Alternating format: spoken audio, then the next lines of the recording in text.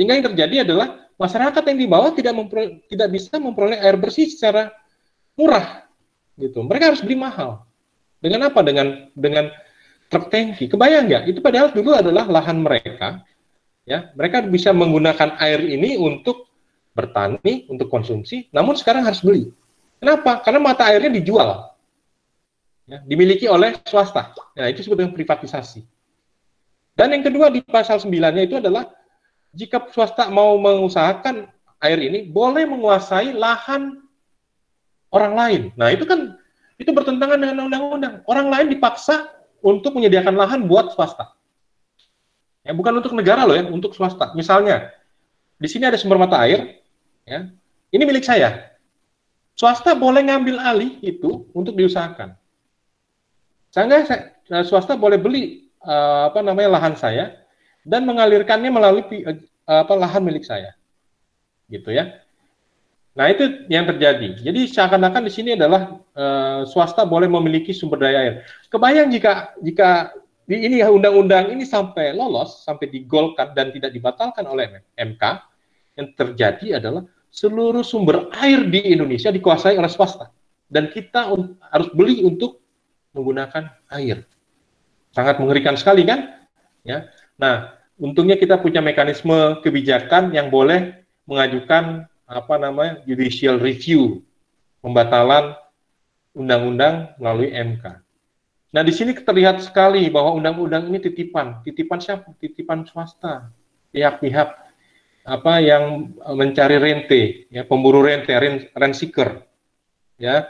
Untungnya kita punya mekanisme ini, sehingga undang-undang ini dibatalkan karena bertentangan dengan Undang-Undang 45. Nah, itu. Nah, terus yang ketiga, Undang-Undang RI nomor 32 tahun 2004 dan PP 38 tahun 2007, tanggung jawab penyelenggaraan R5 pemukiman merupakan kewenangan pemerintah daerah. Jadi, untuk hal-hal yang bersifat lokal, ya cukup oleh pemerintah daerah. Ya. Terus PP nomor 16 tahun 2005, tuntutan keterpaduan penanganan air limbah dan pengembangan sistem air minum. Adanya potensi peningkatan kesadaran masyarakat baik di perkotaan maupun di pedesaan dalam penyelenggaraan air limbah pemukiman. Jadi harapannya masyarakat itu tidak membuang limbah sembarangan ke sungai, ya. Baik itu limbah, kotoran manusia ke sungai, kan banyak tuh yang Anda sering lihat, ya, tidak dibuang ke sungai. Kenapa? Anda pernah lihat nggak ke daerah Cideng, tempat pengolahan air minum? Ya, keterpaduan penanganan air limbah di sungai itu dan pengembangan sistem penyediaan air minum. Anda pernah lihat? Ya, PDAM singkatannya adalah Perusahaan Daerah Air Minum. Sumber air bakunya dari mana? Dari sungai. Sungai Jakarta yang mana? Yang mengalir di Jakarta, yang hitam-hitam itu, airnya hitam semua itu. Ya, diolah menjadi air minum. Anda pernah dengar dulu calon wakil gubernur siapa namanya? Siapa namanya? Siapa namanya? Ada yang tahu?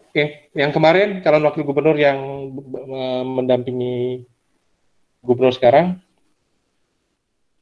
pengusaha ya, saya lupa namanya.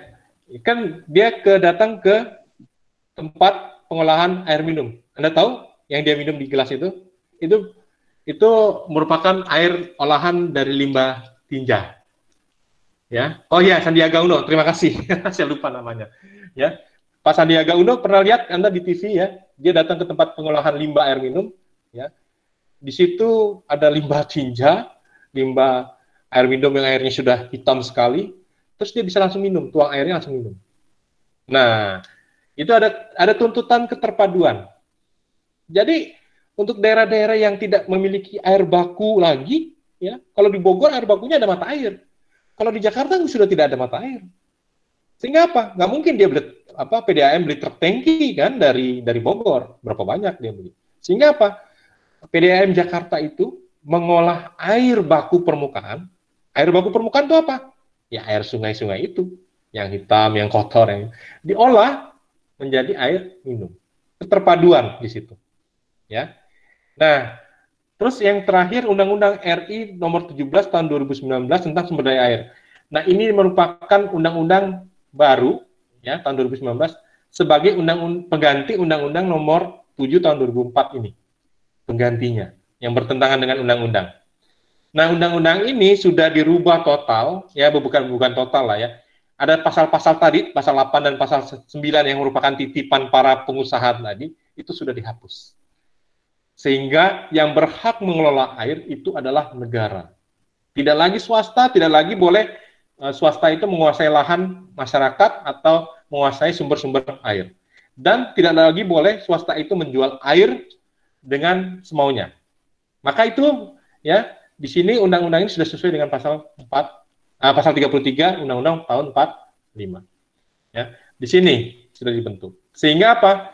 Tadinya swasta itu mau menjual air seenaknya dia. Ya. Mau menjual air. Jadi kayak semacam orang jualan aqua itu loh. Aqua galon misalnya. Sebenarnya kan harga biaya produksinya 1 galon itu kan nggak nyampe 5.000 itu sebenarnya. Tapi dijual 19.000. Ya. Dengan alasan transportasi, tenaga kerja, dan sebagainya.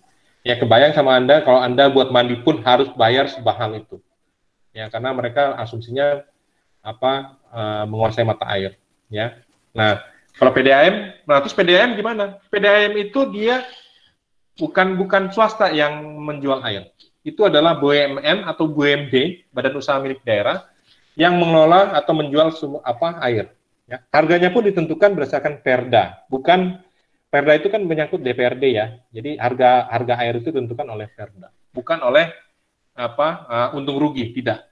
Kadang-kadang makanya mereka rugi karena airnya pada saat musim kemarau airnya kotor sekali sehingga mereka mengeluarkan bahan pembersih ya, bahan kimia untuk membersihkan air itu mahal banyak ya, sehingga mereka tidak bisa naikkan air. Gitu ya. Walaupun musim kemarau dengan biaya operasional mahal, mereka tetap merujuk pada perda tersebut.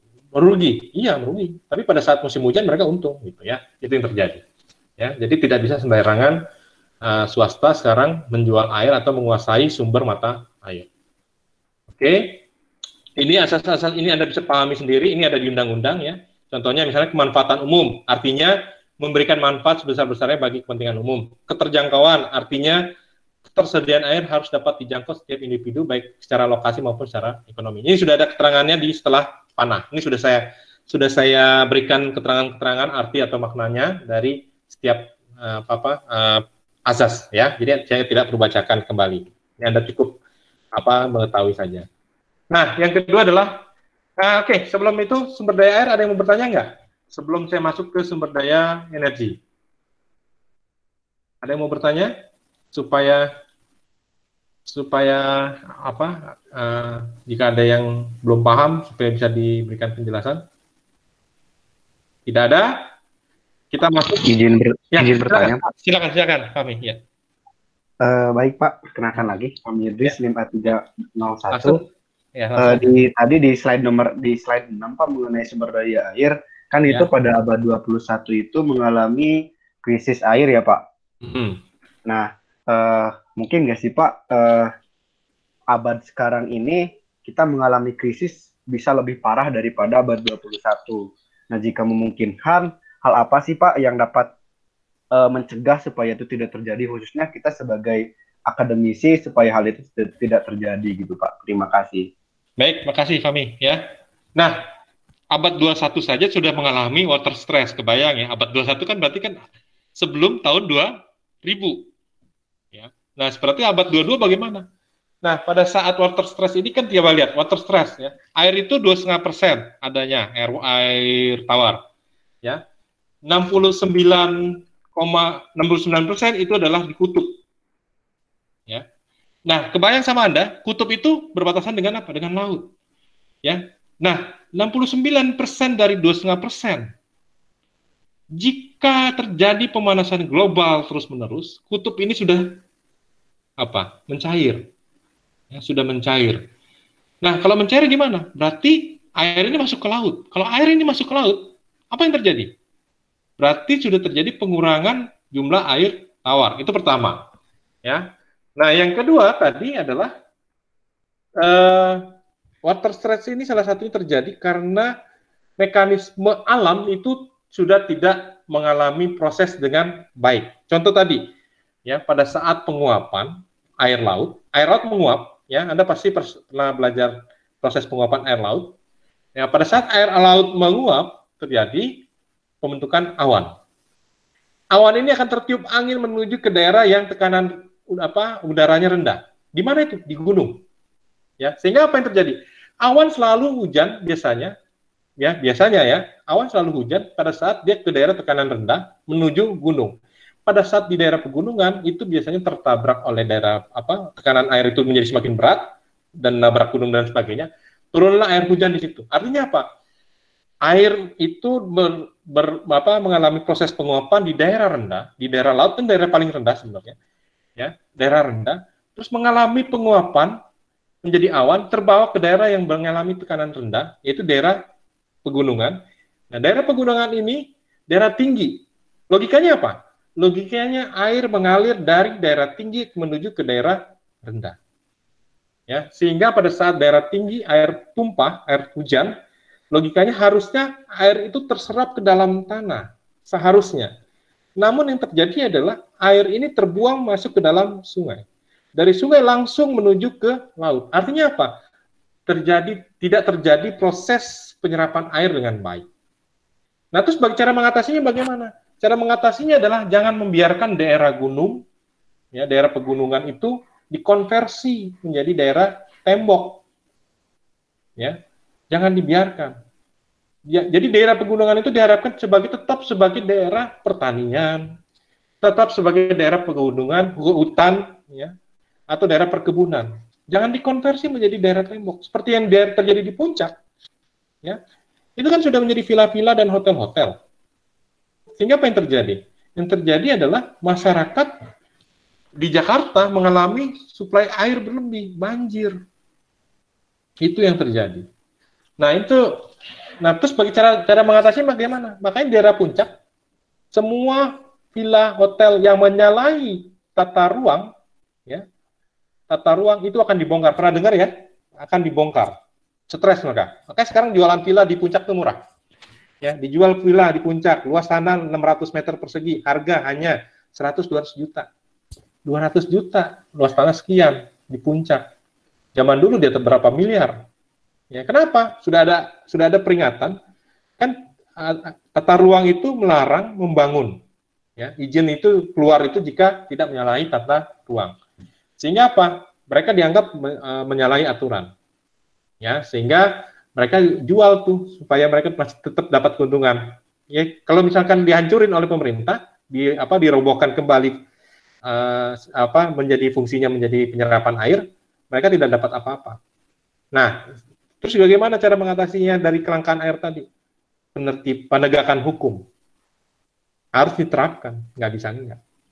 Ya, kenapa? Jika dibiarkan terus-menerus di daerah pegunungan yang merupakan daerah serapan air menjadi daerah tembok, ya, tembok itu artinya perumahan, hotel, villa dan sebagainya, ya, di mana proses air menjadi terganggu, itu akan terus terjadi namanya water stress. Ya, itu pertama, penegakan hukum. Nah, terus bagaimana Pak kalau misalnya ya seperti di luar negeri yang wilayahnya sempit dan dia tidak punya pegunungan ini di negara lain misalnya.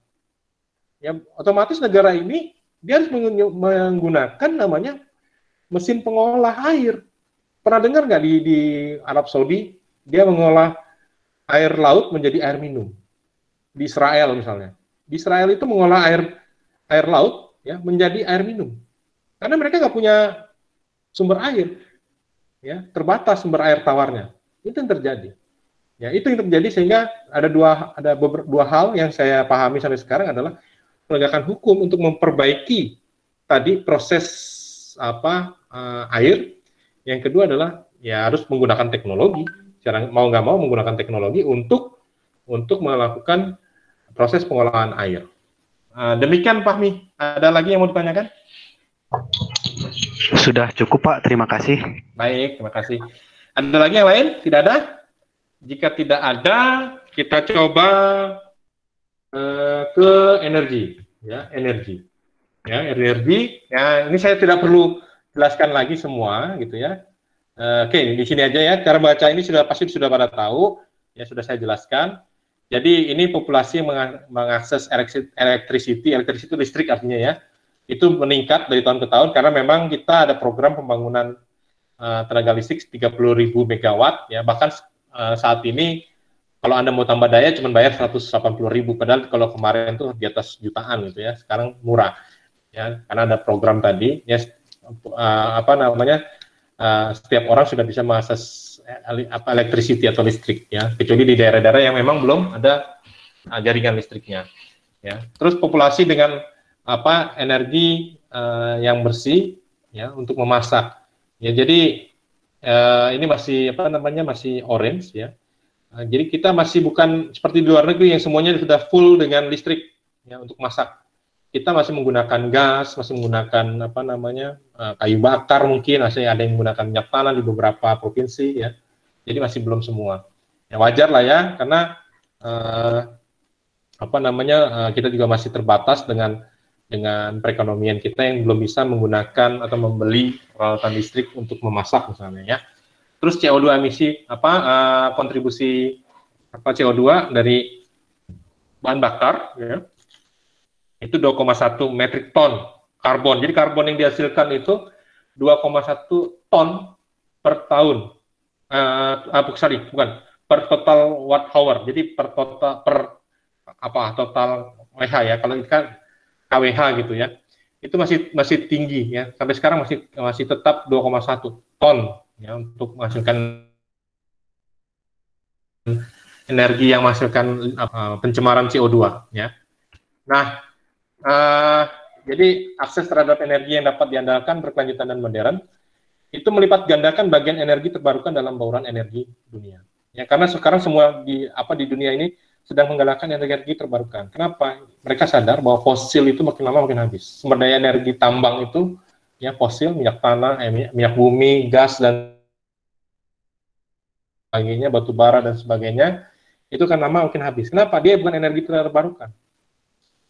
Ya, jadi kita harus menggunakan energi terbarukan. Contoh energi terbarukan apa? Sinar matahari. Makanya di beberapa tempat sudah menggunakan PLTS ya. Terus angin ya, pernah nih mungkin nonton film ya, di sini kok ada kincir angin banyak sekali ya di daerah Amerika sana, ya karena sudah menggunakan energi angin.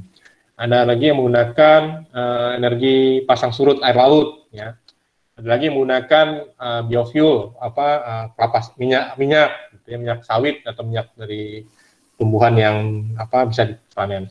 Tapi ingat ya, kendala kita itu satu sebenarnya dalam menggunakan energi terbarukan. Kenapa? Harganya tidak kompetitif. Masih lebih murah memproduksi minyak fosil atau energi fosil dibandingkan memproduksi energi terbarukan. Contohnya nggak usah jauh-jauh deh.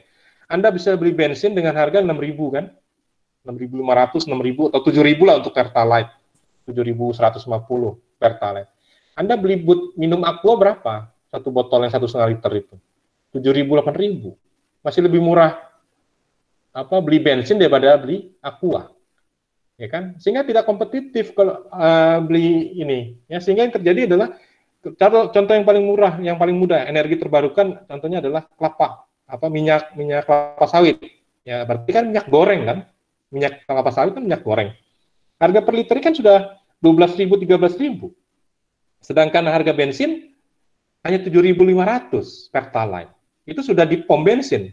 Sudah ada margin keuntungan dari Pertamina. Nah, ini 13.000. Ya, artinya apa? Tidak kompetitif untuk minyak sawit yang terbarukan saja. Tidak kompetitif dengan harga fosil yang terbarukan. Terus yang kedua, ya, kalau kasus minyak sawit ini terjadi persaingan antara energi dengan bahan makanan. Jika kita konversi menjadi energi, otomatis supply-nya menjadi demand-nya menjadi meningkat. Pada saat demand meningkat, supply-nya yang tetap, yang terjadi adalah kenaikan harga minyak sawit, ya. Sehingga terjadi kelangkaan bahan baku minyak sawit nanti, minyak goreng. Nah, jadi masih ada saling mempengaruhi, sangat sulit untuk mengembangkan energi terbarukan karena tadi biaya produksinya masih mahal sehingga tidak kompetitif untuk dijual. PLTS kan gratis, Pak, cuma nampung sinar matahari. Tapi ingat, investasinya mahal. Ya, jika investasinya dihitung, ya itu menghasilkan biaya untuk energi per liter di setara minyak bumi per liter itu masih di atas harga BBM. Kenapa? Kebayang ya sama Anda, penyimpanan arus itu harus beli tiap tahun dan harganya mahal. Ya. Sepeda listrik itu makanya murah dia, kelihatan murah tanpa energi. Tapi begitu Anda investasi beli baterainya kan mahal. Ya. Nah, terus apa lagi? Angin. Mahal. Ya. Investasinya masih mahal. Nah, sehingga harapannya nanti jika global atau internasional sudah memproduksi barang-barang energi untuk terbarukan, ya sudah massal, biasanya murah. Ya, tapi massal. Ya. Dulu laptop kan mahal, komputer kan mahal dulu. Tapi begitu produksi mahal, sekarang apa yang terjadi? Murah. Handphone juga dulu mahal. Pada saat sudah teknologinya ketemu, memproduksinya murah. Nah, teknologi itulah yang sedang dikembangkan. Sehingga kita masih terus mengikuti tren global yang terjadi. Ya. Tren global sekarang sudah mobil listrik, ya. Itu sudah mulai menggunakan energi surya sel. Nah, kita sudah mulai ikut, tapi tadi ya masih terbatas. Oke. Nah, terus yang selainnya, ya. Yang poin pentingnya di sini nomor 4, menghentikan secara bertahap subsidi bahan bakar fosil yang tidak efisien yang mendorong konsumsi berlebih. Nah, nomor 1 ini ada hubungannya dengan kita, nomor 4 ada hubungannya dengan kita, ya, mempelajari ekonomi sumber daya alam. Kira-kira menurut Anda penting nggak subsidi bahan bakar itu? Ya. Nah, Anda harus melihat dari 2 kacamata. Ada yang pro, ada yang kontra. Nah, tugas Anda itu sebenarnya memahami itu. Ya, yang pro itu kenapa? Pro itu adalah untuk mendukung, ya, orang-orang yang tidak dapat mengkonsumsi atau membeli bahan bakar. Ya, orang-orang miskin lah yang harus disubsidi. Ya. Nah, terus di sini ada poinnya, menghentikan secara bertahap. Nah, subsidi dihentikan, boleh. Tapi orang-orang miskin itu mendapat namanya BLT tadi. Seperti kasus minyak tanah dulu lah. Pada saat minyak tanah di stop, yang mengkonsumsi paling banyak minyak tanah adalah orang-orang yang berpenghasilan rendah. Ya, di stop subsidi minyak tanah di stop, artinya subsidi minyak tanah ditutup, diganti dengan gas. Tapi subsidinya di stop, tapi mereka diberikan bantuan langsung tunai. Ya, terus kalau yang kaya bagaimana? Yang kaya ya tidak lagi dapat bantuan karena memang sudah di stop subsidinya, seperti itu.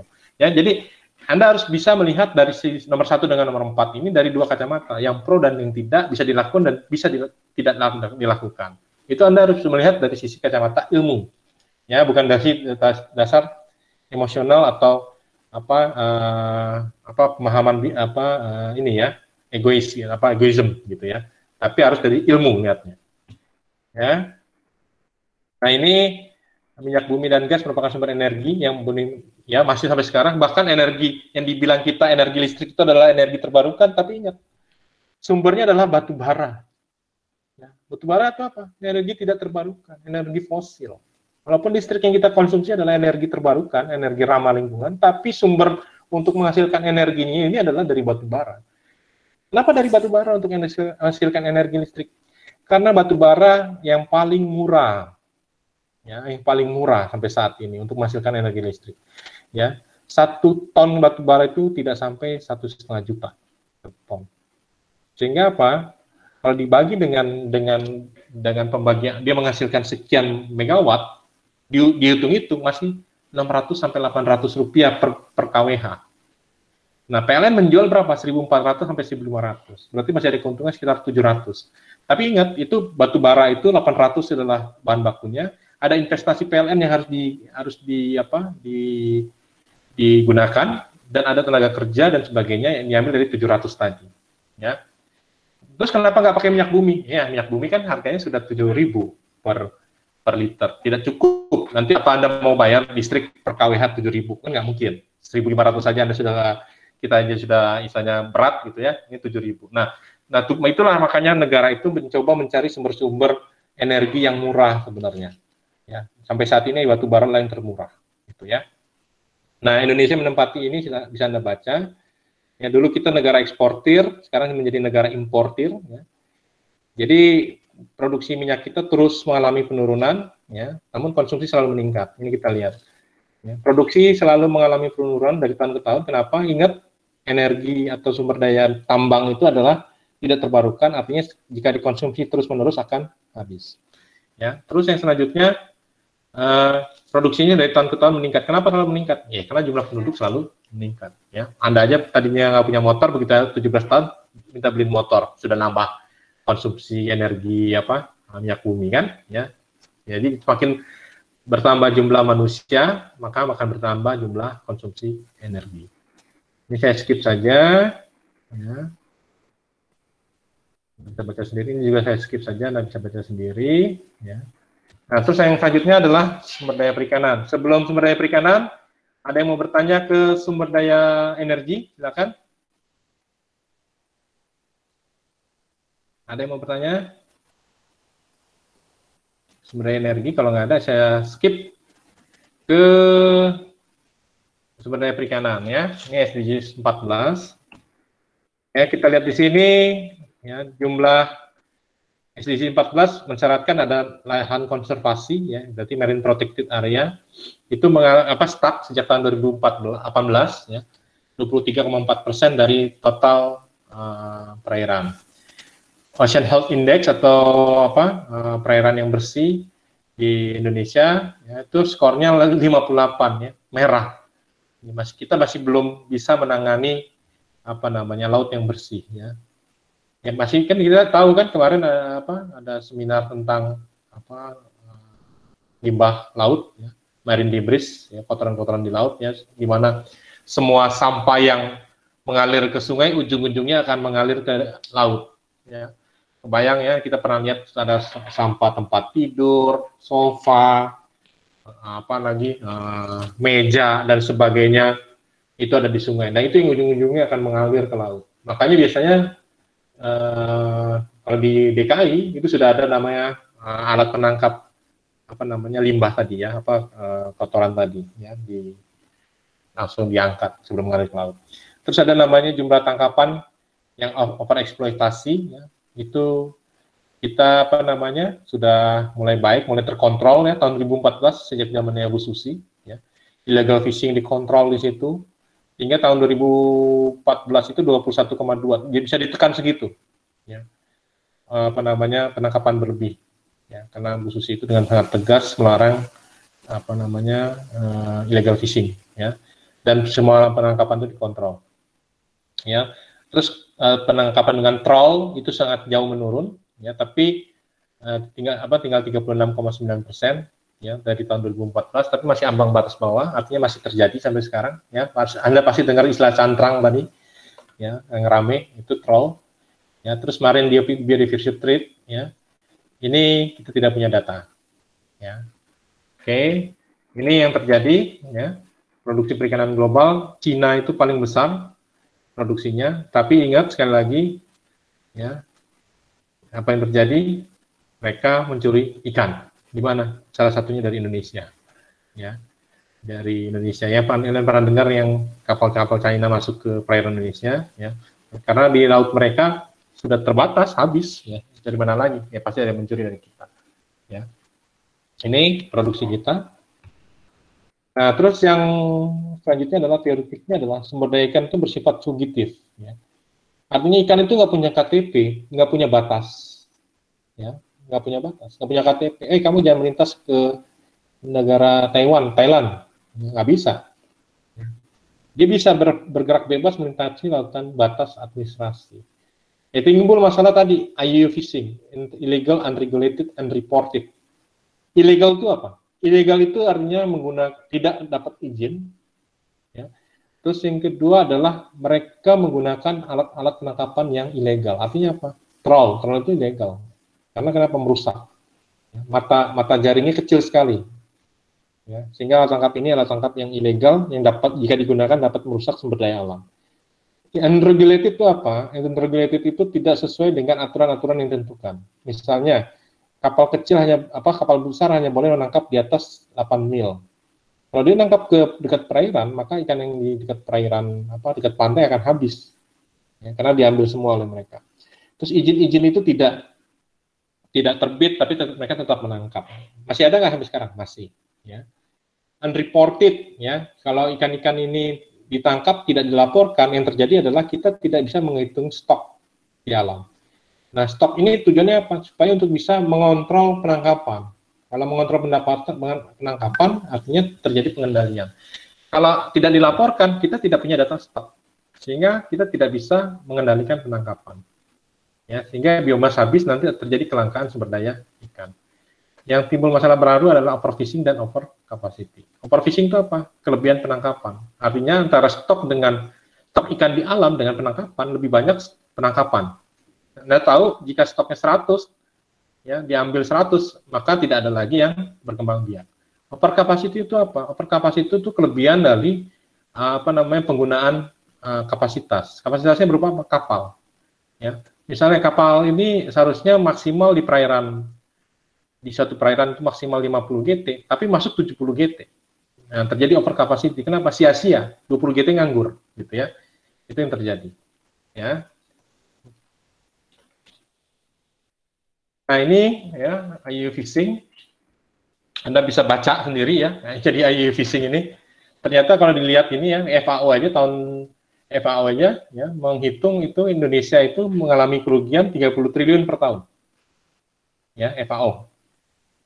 Tapi KKP sendiri sebelum tahun 2014 mencatat kerugian 240 triliun per tahun. Kebayang ya, 240 triliun per tahun. Jika ini digunakan untuk bayar utang, udah lunas tuh kita. Ya, IUU fishing ya, IUU fishing itu artinya pencurian ikan oleh kapal-kapal asing. Ya, ini 240 triliun per tahun.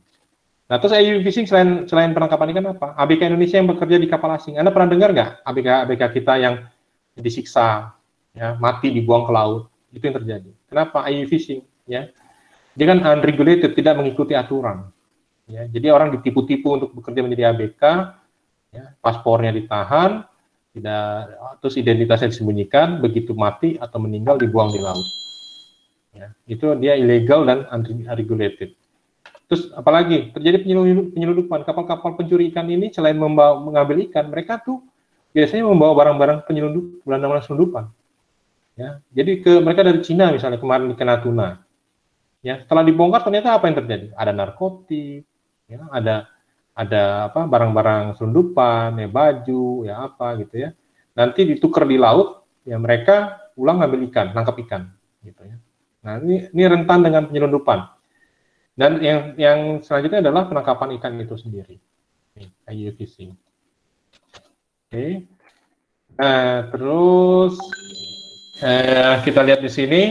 Ya, nilai kekayaan laut di Indonesia, ya, kalau dihitung-hitung oleh P2O LIPI, ya, Pusat Penelitian Oceanografi LIPI yang ada di Ancol, nilai kekayaan laut Indonesia itu mencapai 1.772 triliun. Ya. Nah, ini akan terus bertambah karena dengan bertambahnya sumber daya.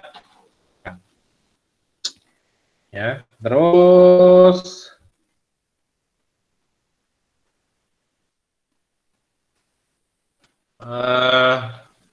selanjutnya, ya, ini KKP ya, setelah tahun 2014, tadi kan kurang dari tahun 2014, sekarang setelah tahun 2014, ya, kerugian negara itu turun 101 triliun. Nah, sejak zaman 2014 ini sejak zaman Bu Susi ini, ya, melakukan penenggelaman kapal-kapal asing atau pelaku IUU fishing, pencurian ikan, ya, penenggelaman, ya. Tapi masih terjadi kerugian, tapi sudah menurun dari 240 triliun per tahun menjadi 101 triliun, karena dikejar-kejar, mereka takut. Ya. Nah, ternyata efektif. Ya. Terus, saya skip aja. Ya, ini Anda bisa ambil baca bukunya di sini, sumber-sumbernya saya cantumkan, Anda bisa baca. Nah, ini ada potensi perikanan dan overfishing, ya.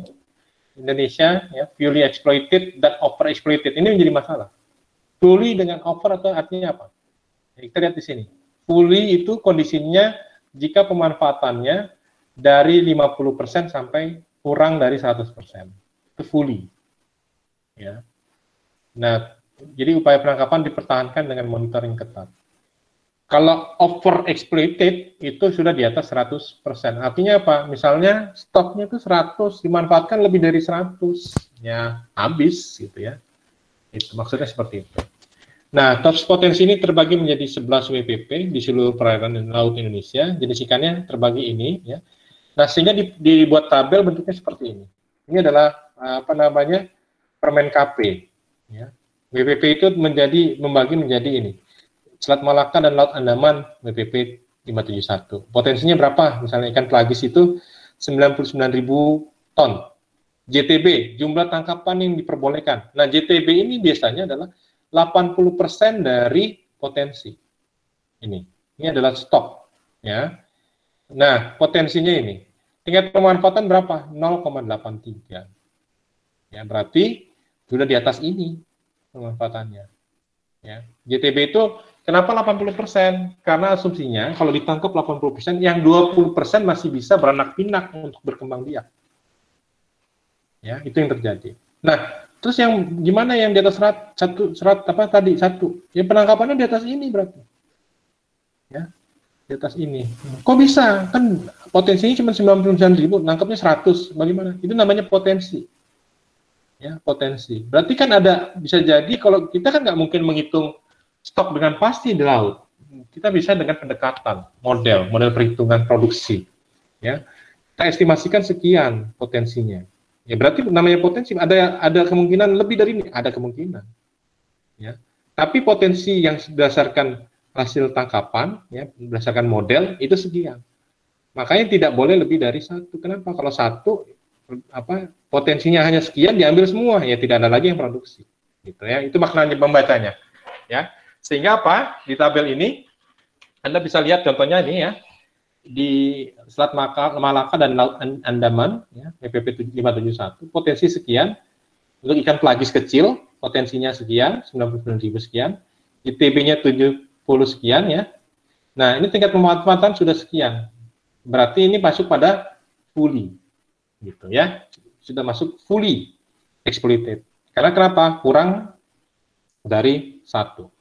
Tapi lihat udang, ya, udang. Itu pemanfaatannya sudah 1,59. Wow, tinggi sekali. Ya. Nah, udang penyet ini di WP 571 sudah di atas sudah over exploited ini. Nah, sehingga apa? Ini harusnya ditutup. Tidak boleh lagi ada penangkapan udang. Kenapa? Kalau terus dibiarkan, nanti tidak dikelola ini, yang menyebabkan stok udang habis. Nanti di 571 sudah nggak ada udang lagi, habis. Jika ini terus dibiarkan. Nah, ini harus dilarang. Lobster, nah ini harus dilarang karena sudah di atas 1. Kepiting pas sama dengan 1, ini harus dilarang. Gitu ya. Nah, jadi yang diizinkan adalah JTB, tidak boleh melebihi dari JTB. Ya. Nah, di sini saya tandain ikan pelagis besar non tuna cakalang. Berarti ini non tuna cakalang, selain tuna dan cakalang ya, untuk pelagis besar. Oke, ini bacanya sama semua. Ya, cara membaca tabel ini sama semua ya. Jadi KKP sudah memberikan jenis-jenis ikan berdasarkan ini. Ini adalah wilayah penangkapan, wilayah pengelolaan perikanan. Ya. Ini potensi, ini JTB yang boleh jumlah tangkapan yang diperbolehkan, dan ini adalah tingkat pemanfaatan. Ya, tingkat pemanfaatan ini yang kita bisa melihat berapa besar tingkat pemanfaatan yang sudah terjadi di masing-masing WPP. Ya, ini ada WPP, ada 11 WPP ya. Ini. Cara baca tabelnya sama, ya. Cara baca tabelnya sama. Nah, sehingga kita tahu nih jumlah potensi perikanan di Indonesia, di perairan Indonesia itu 12,5 juta ton per tahun. Ya, ini. Jadi maksudnya gimana? Kita punya ikan, stok ikan itu di laut itu saat ini itu 12,5 juta ton yang bisa potensi. Nah, yang bisa dimanfaatkan berapa? 80% dari ini seharusnya. Ya. 80% dari 12,5. Tapi ingat, ini kan total. Nah, terus per spesiesnya, per jenis ikannya ya dibagi, tidak bisa digunakan dari total ini. Ya. Kenapa? Ada yang pemanfaatannya nih, ada yang pemanfaatannya 0,51. Tapi lihat, ada yang pemanfaatannya sudah 1,28 gitu ya. Jadi tidak bisa di total. Ya. Harus berdasarkan per jenis ikan, per WPP. Nah, ini kebijakan perikanan kontroversial di Indonesia. Ya. Anda pernah sering dengar pelarangan alat tangkap cantrang? Ya. Nah, pertanyaannya boleh apa tidak? Ya. Nah, jadi kasusnya adalah seperti penelitian saya. Yang terjadi di Indonesia, cantrang itu sebenarnya mengalami modifikasi. Ya. Yang dilarang itu seharusnya yang mengalami modifikasi, yang harusnya dilarang. Kenapa? Logika sederhananya berpikir begini. Anda punya motor, memiliki standar knalpot yang diberikan oleh pabrik. Tiba-tiba ada 10 orang, ya, ada 10 orang yang memodifikasi knalpotnya menjadi knalpot racing yang berisik itu. Pemerintah mengeluarkan aturan tidak boleh lagi produksi motor. Tidak boleh lagi menggunakan motor di jalan raya. Apakah itu benar? Itu menjadi salah, kebijakan yang salah. Kenapa? Yang seharusnya yang ditindak itu adalah yang menyalahi aturan, bukan seluruhnya. Nah, makanya di beberapa tempat nelayan itu ngamuk. Salah saya apa? Ya, salah saya apa? Anda pakai cantrang, loh. Cantrang saya sesuai dengan SNI, Standar Nasional Indonesia. Cantrang itu dalam bahasa Latin, dalam bahasa internasionalnya itu adalah Danish Seine, di mana Danish Seine itu di mana-mana diizinkan, di luar negeri diizinkan semua. Ya. Yang jadi masalah adalah Danish Seine yang dikasih pemberat. Pemberat itu apa? Supaya alat itu tenggelam ke dasar perairan sehingga semua isi di dalam dasar perairan itu keangkut. Itu yang salah. Ya. Nah, kebijakan itu menjadi salah. Seharusnya yang ditertibkan adalah tadi yang menggunakan motor knalpot racing yang sudah memodifikasi alat tangkap cantrang. Bukan terus motornya dilarang beroperasi di jalan dan semua motor tidak boleh beroperasi dan tidak semua cantrang boleh beroperasi. Itu yang menjadi kesalahan. Ya. Nah, terus yang kedua adalah larangan penangkapan dan atau pengeluaran lobster kepiting rajungan dari wilayah RI. Ya. Nah, ini menjadi masalah juga, ya. Sesuai dengan Permen KP nomor 56, ya.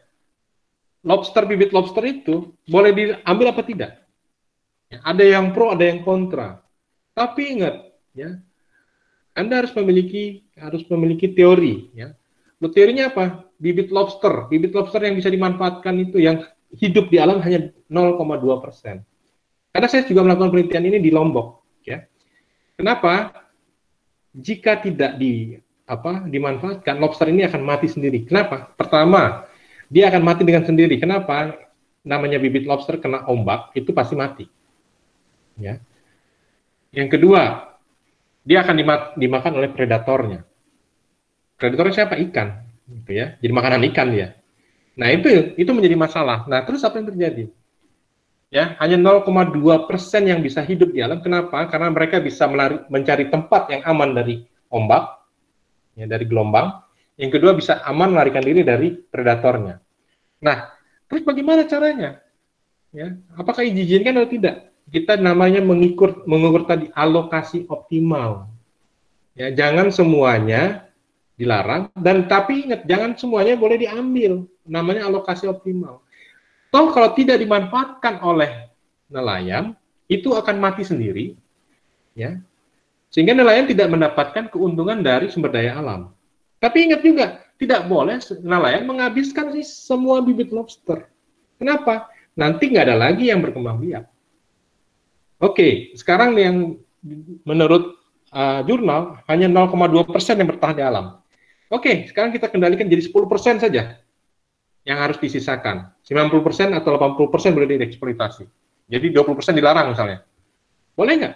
Seharusnya boleh. Ya, karena kalau enggak, itu akan mati sendiri. Gitu. Ya, itu yang terjadi. Nah, tapi Anda bisa melihat sendiri dari sisi keilmuan lain. Mungkin Anda bisa mencari teori atau artikel atau jurnal lain yang mendukung pelarangan. Silakan saja. Itulah debat ekonomi sumber daya alam. Ya, karena kita bicara alokasi optimal. Oke. Sampai sini ada yang mau bertanya? Sumber daya perikanan? Bapak izin bertanya. Saya Vira Harima 418. Ya. Saya ingin bertanya, kalau karena adanya illegal fishing, overfishing kayak gitu, mungkin nggak sih Pak populasi ikan di laut itu bakal habis? Kalau misalkan kayak gitu, kita dapat melakukan pemulihan kayak gimana buat mencegah hal tersebut, Pak? Oke, lagi ya.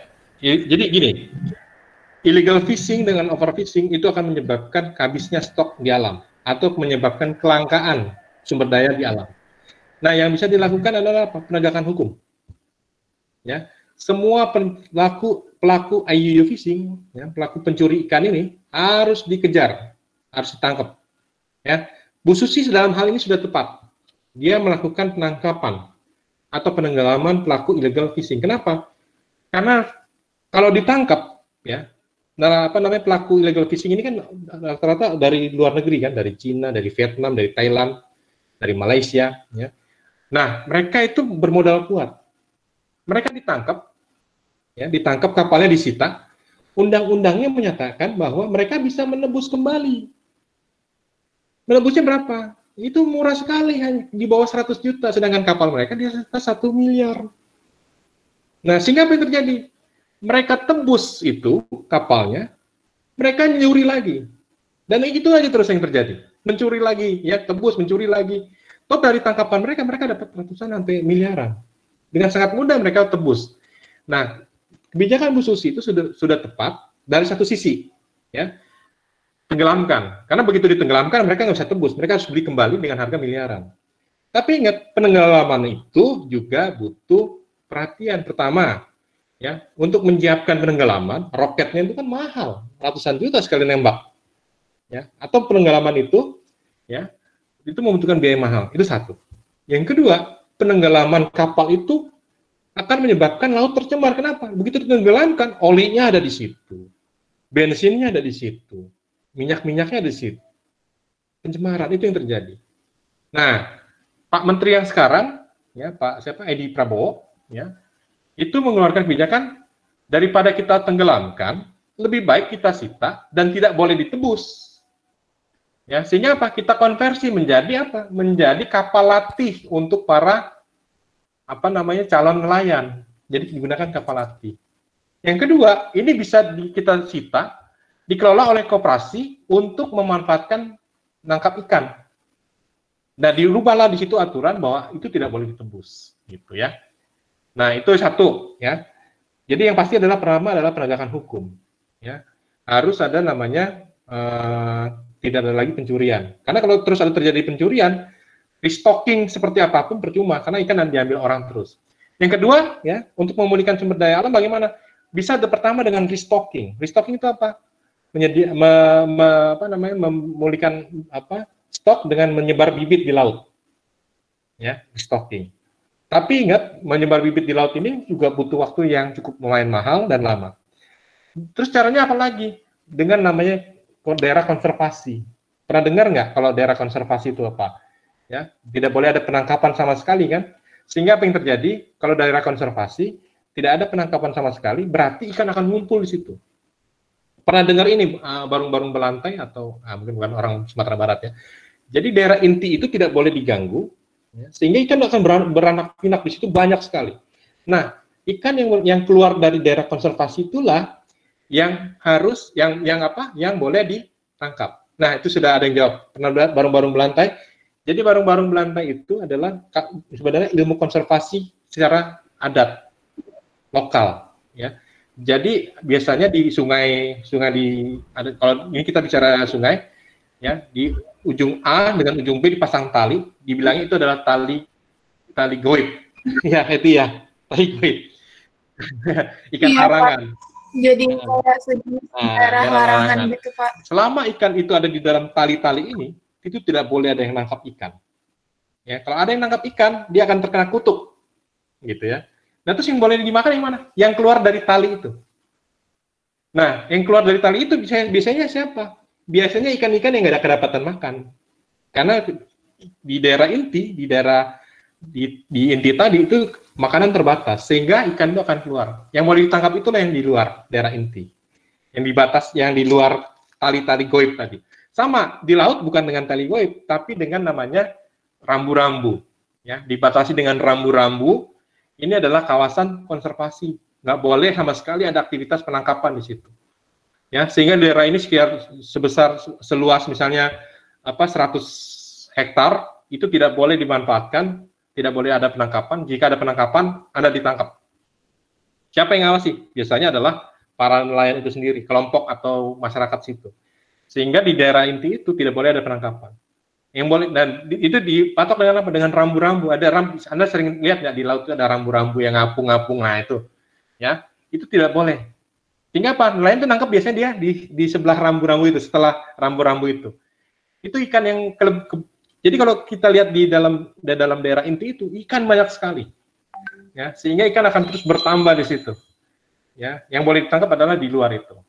Nah, itu adalah 3 cara untuk mengembalikan tadi, ya, kelangkaan ikan akibat IUU fishing dan overfishing. Oke, cukup jelas. Fira, ada lagi?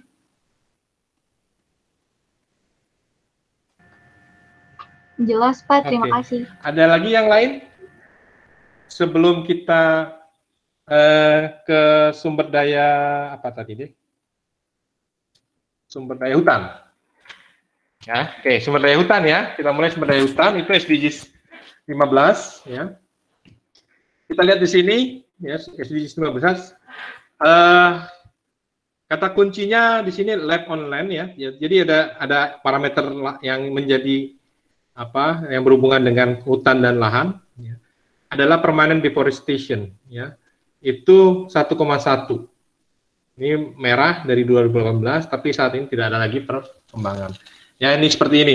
Apa artinya penebangan hutan ya, pengurangan luas hutan ya, kualitas dan kuantitas gitu ya. Ini apa bedanya sih kuantitas dengan kualitas? Kalau kuantitas itu pada jumlah luasan lahan hutan. Kalau kualitas itu pada tutupannya. Maksudnya gimana tutupannya? Anda paham dengan apa, pernah lihat pohon yang sudah kering, apa daunnya sedikit, rantingnya sedikit, dengan pohon yang lebat. Mana yang lebih enak buat berteduh? Pasti yang lebat ya. Artinya kualitasnya bagus gitu ya. Nah, pada saat Anda berteduh di bawah pohon yang kering, ya, apa yang terjadi? Anda mengalami kepanasan. Kenapa? Kurang menutupi. Tapi pada saat Anda berteduh di bawah pohon yang lebat, Anda akan merasa adem, dingin, ya. Nah, selain karena tutupannya, karena tutupan dari daun-daunnya, ya, pohon yang lebat ini mengeluarkan oksigen. Makanya begitu Anda di bawah pohon, Anda merasa segar, dingin, segar, gitu ya. Kenapa? Karena mengeluarkan oksigen. Ya. Tapi jika lahannya pohon yang botak, yang kering, yang daunnya sudah mulai pada layu, Anda di situ kok kayaknya merasa panas, gerah, ya, merasa nggak segar, gitu ya. Kenapa? Karena oksigennya sudah terbatas. Gitu. Nah, jadi deforestation ini ada dua hal. Pertama adalah pengurangan dari kuantitasnya atau jumlah luasan lahan.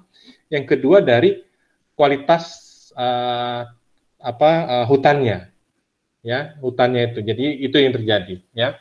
Jadi bukan hanya terjadi luasan tapi pada kualitas gitu ya. Kalau kita lihat ini tutupan hutan alam tahun 2000 sampai tahun 2017 itu ya,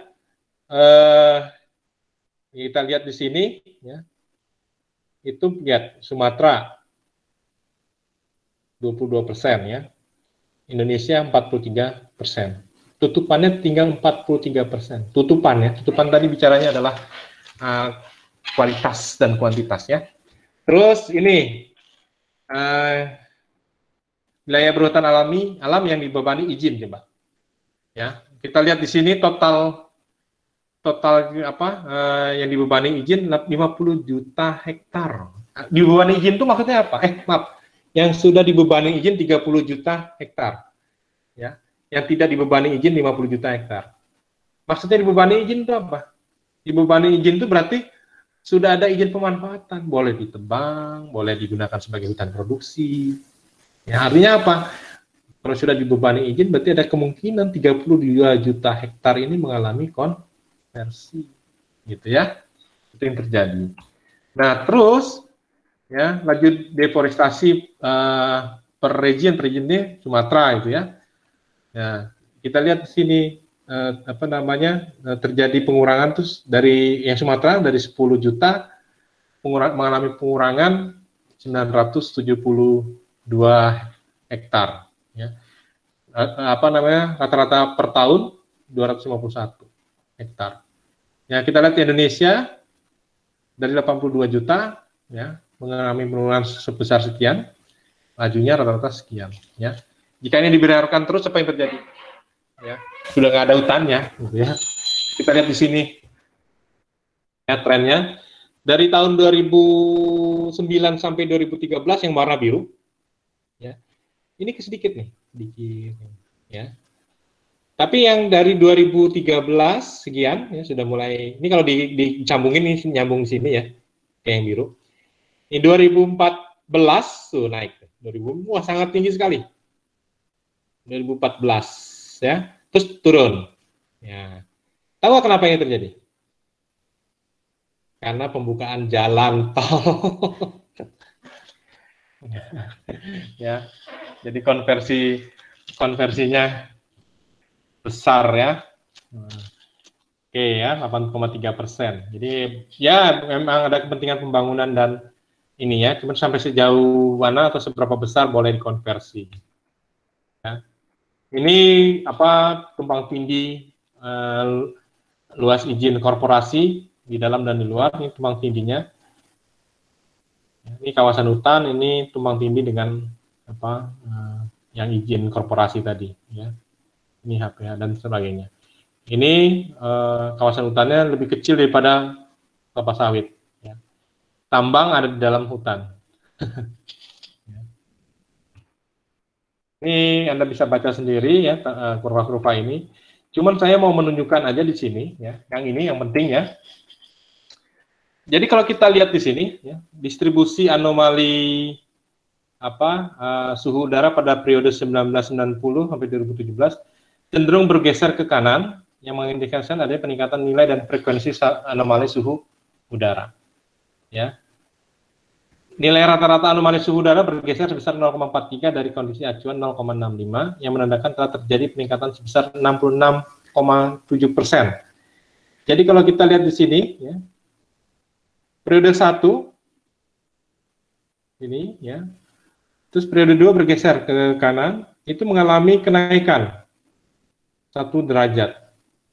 Ya, jadi di periode kedua ini, periode kedua, ya. Kalau periode 1 kan tidak ada yang nyampe sampai 1 derajat. Ya, periode 1. Dia di bawah 1 ya, di atas 0,5 tapi di bawah 1 di sini. Ya, periode 1. Ya, periode 1 mana? Dari tahun 1971 nih ada keterangan di bawah kiri bawah. Periode 1 itu 1971 sampai tahun 2000, itu nggak pernah sampai 1 derajat tuh. Ya, suhu udara. Tapi periode 2 dari tahun 90 sampai 2017 itu lebih dari 1 derajat, artinya hampir 2 derajat. Ya, padahal perubahan suhu 1 derajat saja akan menyebabkan pencairan es di kutub itu berapa miliar, gitu ya. Nah, struktur geometri sebaran anomali suhu udara tahun 1990-2017 juga menggambarkan peningkatan varian anomali suhu udara yang mengindikasikan semakin banyaknya kejadian-kejadian suhu udara tinggi yang belum terjadi di Indonesia sebelumnya. Ya, makanya Anda lihat sekarang, ya, kita sudah mengalami pergeseran musim yang nggak jelas. Ya. Tiba-tiba musim panas itu panjang sekali. Ya, aturan 6 bulan, ini bisa jadi sampai 8 sampai 9 bulan. Aturan musim panas. Ya, musim kemarau. Nah, tapi musim hujan pendek sekali. Ya, biasanya 6 bulan, ini cuma 3 bulan. Tapi lihat, curah hujannya nggak kira-kira. Ya, sekalinya hujan derasnya minta ampun. Ya, pasti pernah mengalami itu kan? Kok ini kok panas terus ya, nggak hujan-hujan? Ya. Tapi sekalinya hujan itu besar dan lebat sekali. Ya, tidak terkontrol. Itu yang terjadi sebelumnya. Dan ini tren peningkatan suhunya. Kalau kita lihat, ya, kalau kita lihat di sini, ya di daerah Jawa ini tuh udah hitam tuh, ya kenaikannya, kenaikan per tahunnya tuh, ya lihat. Ya. Di sini juga nih di Papua nih.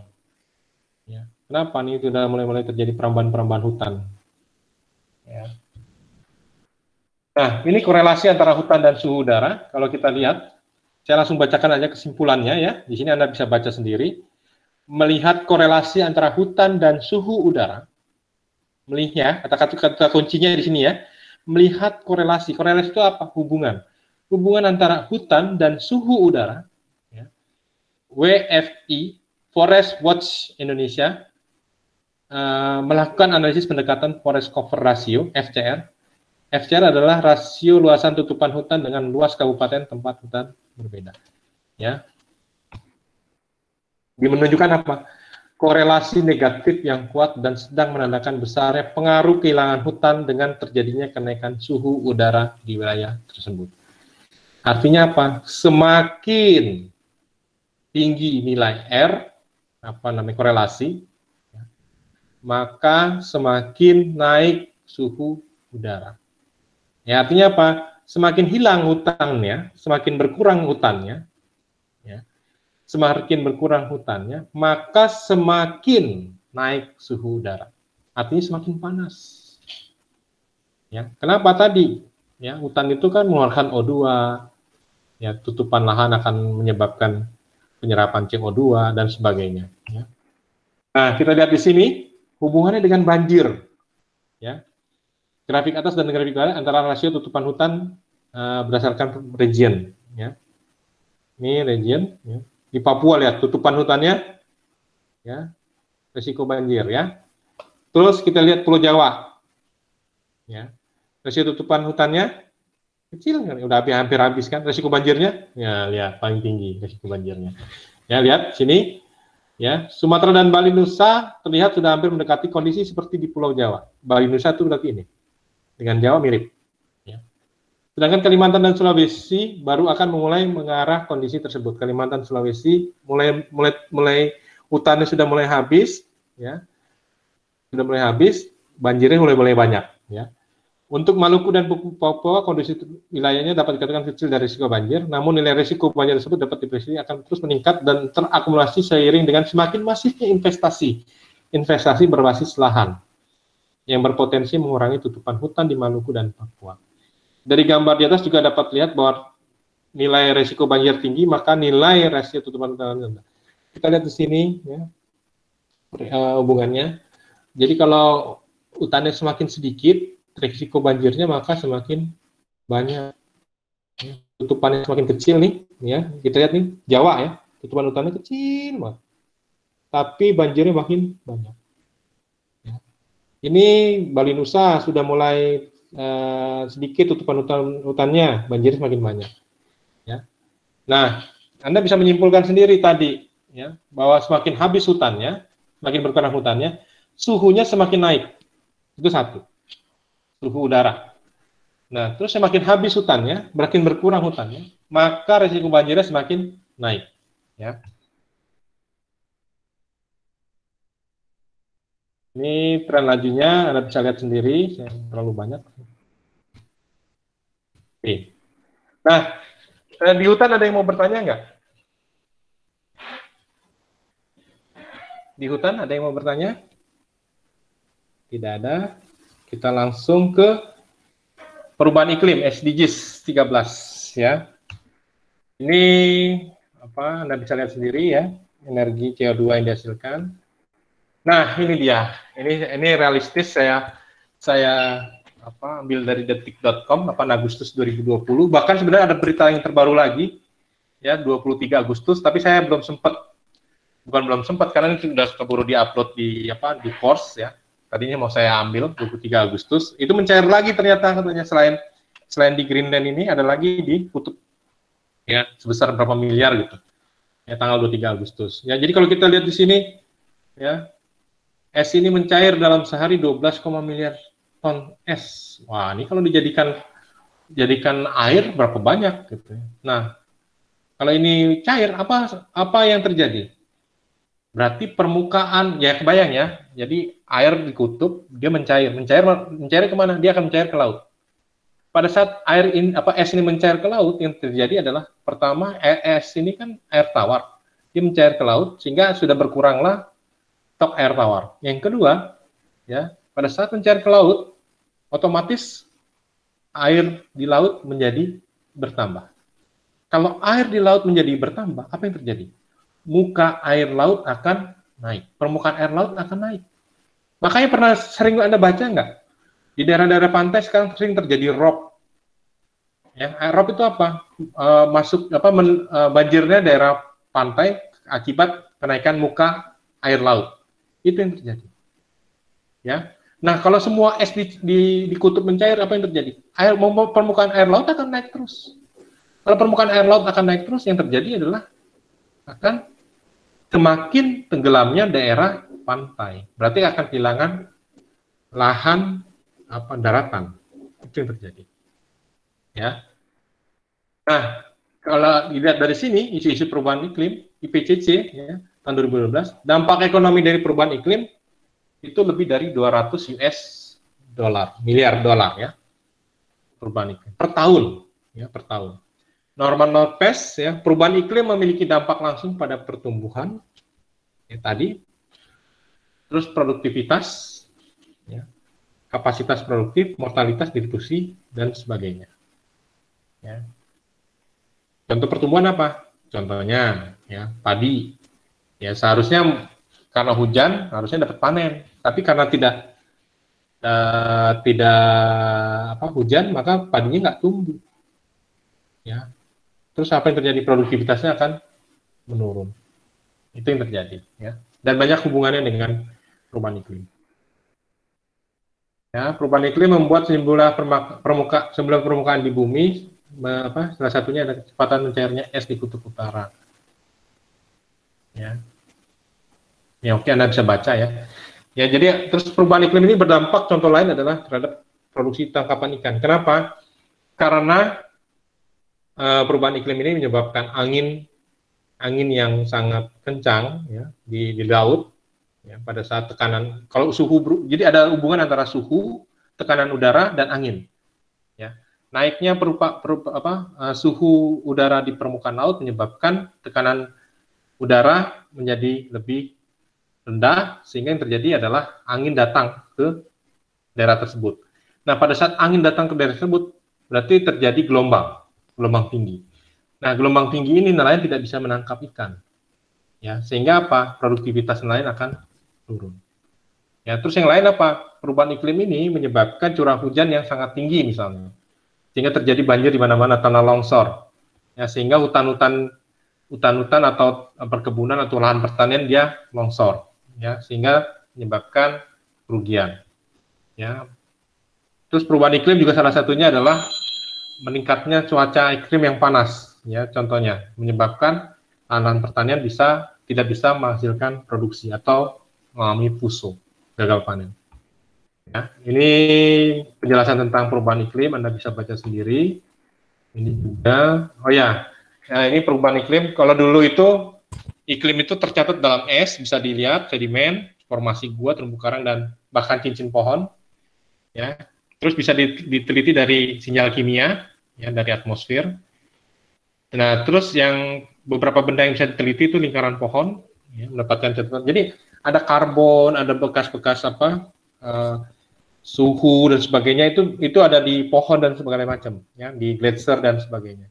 Nah, tahun 70-an ke atas, ya, sampai saat ini muncul teknologi satelit. Jadi bukan manual lagi mencari dari mengorek-korek pohon, lingkaran pohon dan sebagainya, tapi bisa dengan teknologi satelit, ya.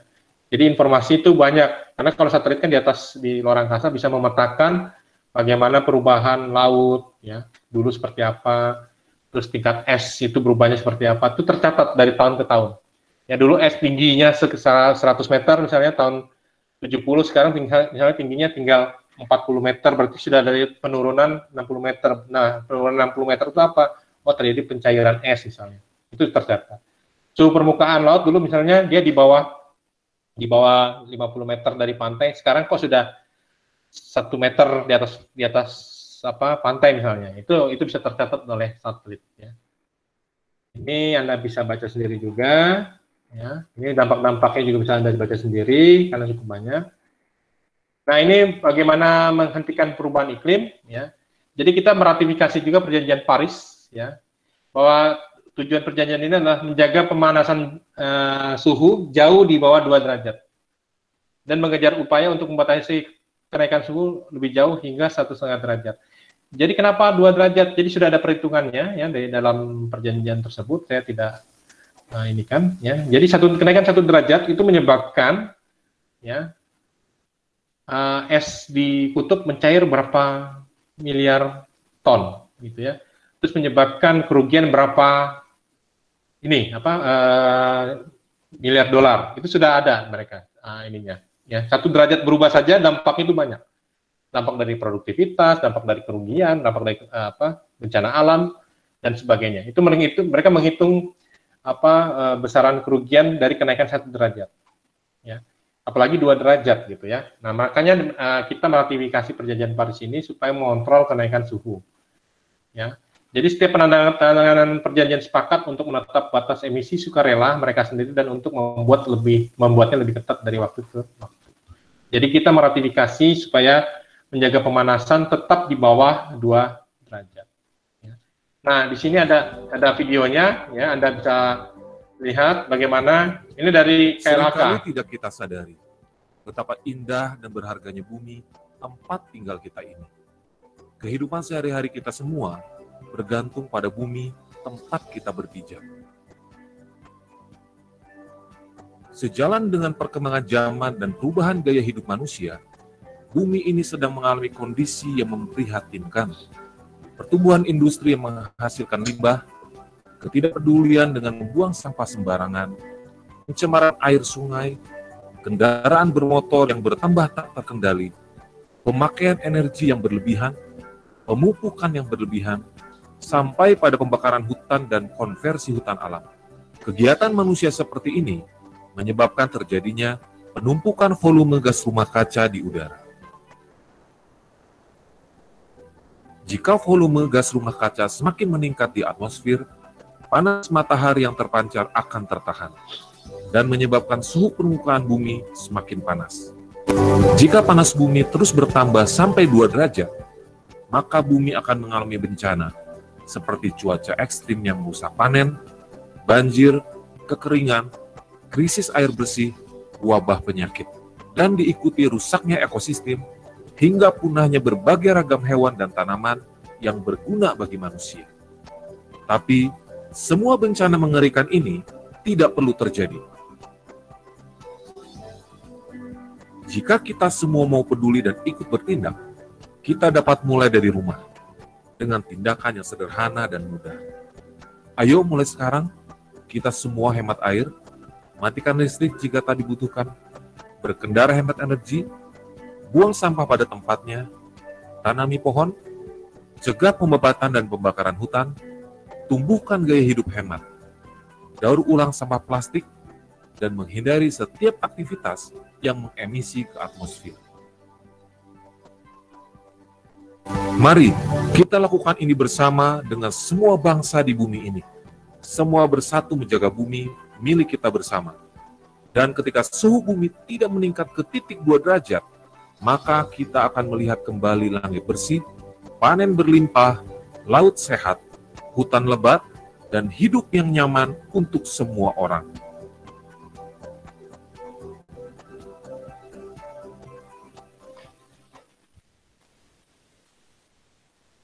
Baik, demikianlah kuliah kita, kuliah pertama kita yang cukup panjang ini, ya, kuliah pertama. Mudah-mudahan bermanfaat kuliahnya sebagai pengantar Anda dalam mengikuti